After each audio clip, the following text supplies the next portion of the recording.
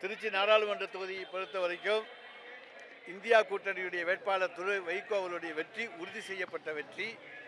தீப்பெட்டி சின்னத்தை இன்றைக்கு புதுக்கோட்டை கந்தர்கோட்டை சட்டமன்ற தொகுதியில் இருக்கக்கூடியவர்களும் திருச்சி நாடாளுமன்ற தொகுதியில் இருக்கக்கூடியவர்களும் இன்றைக்கு தெரிந்து வாக்களிக்க இப்பொழுதே தயாராகிவிட்டார்கள். நிச்சயமாக எங்களை எதிர்த்து போட்டியிடுகிற வேட்பாளர்களை அமமுகவாக இருந்தாலும் அதிமுகவாக இருந்தாலும் அவர்களை எல்லாம் டெபாசிட் இழக்க செய்வது ஒன்றுதான் எங்களுடைய இலக்கு. அதுக்குத்தான் நாங்கள் பணியாற்றி கொண்டிருக்கிறோம்.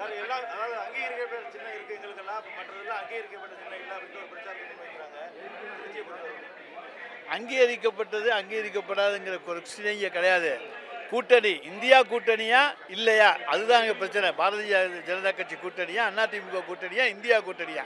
எனவே இந்தியா கூட்டணியினுடைய அங்கீகரிக்கப்பட்ட வேட்பாளர் தான் எங்களுடைய துரை வைகோ அவர்கள். எனவே இதில் அங்கீகரிக்கப்பட்டது சின்னம் அந்த பிரச்சனை. தீப்பெட்டி சின்னம் மக்கள் அங்கீகாரம் வேண்டும். தீப்பெட்டி சின்னம் சென்று அடைந்து விட்டது. தொடர்ச்சியாக 10 ஆண்டு காலமாக பேசாத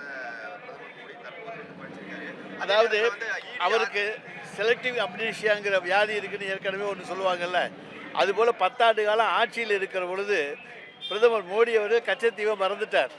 அவர் ஆட்சியில் இருக்கிற பொழுது எந்த விதமான நடவடிக்கைகளும் எடுக்கவில்லை.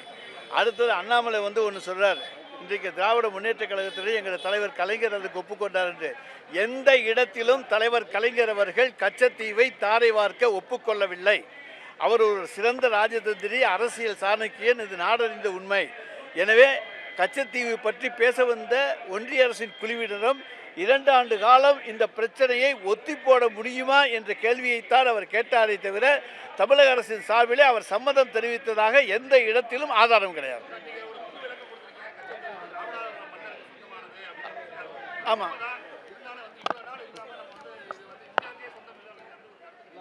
ஆமாம் அதனுடைய ரெவின்யூ ரெக்கார்ட்ஸ் ராமநாதபுரம் ராஜாவுக்கு சொந்தமானதாக இருக்கிறது. எனவே ராமநாதபுரம் ராஜாவுக்கு தான் அது சொந்தம். எனவே இந்திய அரசாங்கம் அன்றைக்கு தாரை வார்த்து கொடுத்திருந்தால் கூட அது கூட தவறான ஒன்று தான், இன்னொருத்தருடைய சொத்தை எடுத்து கொடுத்தது. ஆனால் அவர் அதை ஆட்சேபனை செய்திருந்தால் தான் இந்திய அரசாங்கம் கொடுத்தது சரியா தப்பா என்பதை வரும். அன்றைக்கு இந்திய அரசாங்கம் கொடுத்ததை அவர் என்னுடைய உரிமை என்று கொண்டாடவில்லை. ஆனால் இன்றைக்கு அவர் நினைத்தால் அவர் உரிமை கொண்டாடுவதற்கான வாய்ப்பு. ஆனால் இது 2 நாடுகளுடைய பிரச்சனை. எனவே 2 நாடுகளுடைய பிரச்சனை என்பது இங்கே இருக்கக்கூடிய நீதிமன்றங்களை விட உலக நீதிமன்றத்தை, நெதர்லாண்டில் இருக்கக்கூடிய ஹேக்கில் வேர்ல்டு கோர்ட் பீஸ் இருக்கிறது, உலக நீதிமன்ற அமைதிக்கான நீதிமன்றம். அதில் 2 நாடுகளையும் கட்சிக்காரர்களாக சேர்த்து ராமநாதபுரம் ராஜா இந்த இடம் எனக்கு சொந்தம், எனவே இந்த இடத்தை எங்களுக்கு தாருங்கள் என்று கேட்டு வழக்கு போட்டு அதில் வாதாடுவதற்கான சட்ட ஆதாரங்கள் இருக்கின்றன. வெற்றி தோல்வி என்பது வேறு, ஆனால் வழக்கு போடுவதற்கான முகாந்திரங்கள் இருக்கின்றன.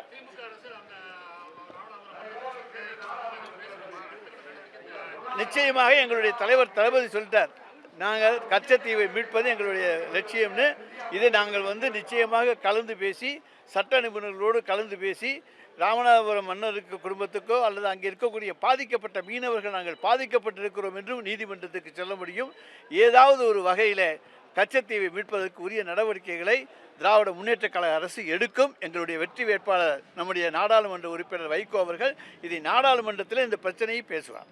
தேர்தல் நேரத்தில் வெளியுறவுத்துறை அமைச்சர் டெல்லியில் பிரஸ் மீட் வச்சு பேசுனது இலங்கை இந்தியா உறவை பாதிக்கும் சொல்லி இலங்கை சொல்லியிருக்கு. அவர் பிரஸ் மீட் வச்சு பேசி என்ன பேசினார்?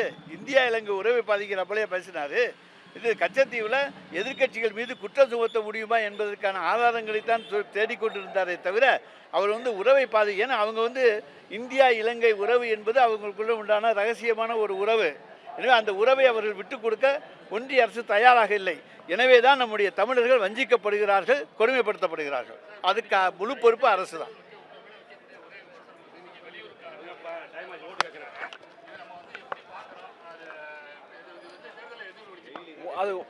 அதுக்கு முன்னாடி அமைச்சர் அண்ணன் ரகுபதி அருமையாக பதில் சொன்னார் கச்சத்தீவை பற்றி. அதை பற்றி ஒரே ஒரு சின்ன விஷயம் பற்றி நான் சொல்லிடுறேன். நான் 10 வருஷமாக பாஜக ஆட்சியில் இருக்கிறாங்க.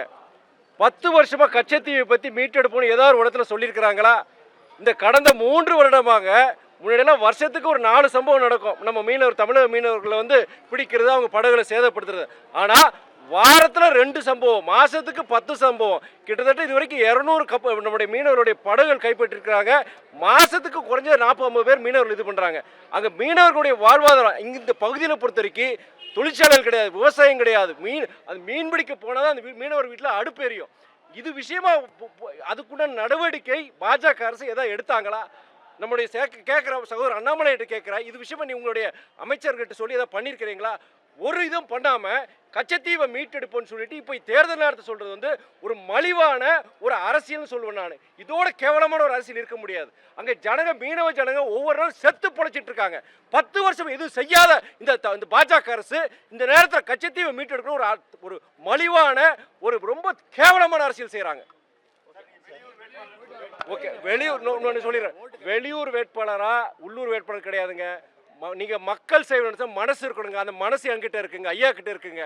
நீங்கள் வந்து என்னுடைய சொந்த தொகுதினா தென்காசி கலிங்கப்பட்டி என் கிராமம். தென்காசி தான் ஒரு ரிசர்வ்டு கான்ஸ்டிடன்சி. அங்கே போய் நான் நிற்க முடியாது. எங்களுக்கு கொடுத்த நம்முடைய முதலமைச்சர், மாண்பு முதலமைச்சர் நமக்கு வந்து எங்களுக்கு வந்து திருச்சி தொகுதி கொடுத்துருக்காரு. இங்கே திருச்சியை பொறுத்த வரைக்கிறேன்னா நான் ஏற்கனவே சொல்லியிருக்கிறேன், எல்லா இடங்களையும் சொல்கிறது, சாதாரண ஜனங்க எளிதில் சந்திக்கக்கூடிய ஒரு எளிய ஒரு நாடாளுமன்ற உறுப்பினர் நான் துரை வைக்கோ இருப்பேங்கிறத என்னுடைய முதல் வாக்குறுதி எல்லா இடத்துலையும் சொல்கிறேன். நான் மக்கள் சேவை செய்யணும்னா இடம் மதம் ஜாதி எதுவுமே கிடையாதுங்க. அது முதல்ல தெரிஞ்சுக்கோங்க. உள்ளூர்காரெல்லாம் நல்லா செஞ்சுட்டாங்க, முதல்ல கேட்க சொல்லுங்கள். உள்ளூர்கார வேட்பாளர் என்ன பண்ணிட்டு இருக்காரு, என்ன தொழில் பண்ணிட்டு இருக்காரு, இங்கே இருக்க ஜனங்களுக்கு எல்லாருக்கும் தெரியும்.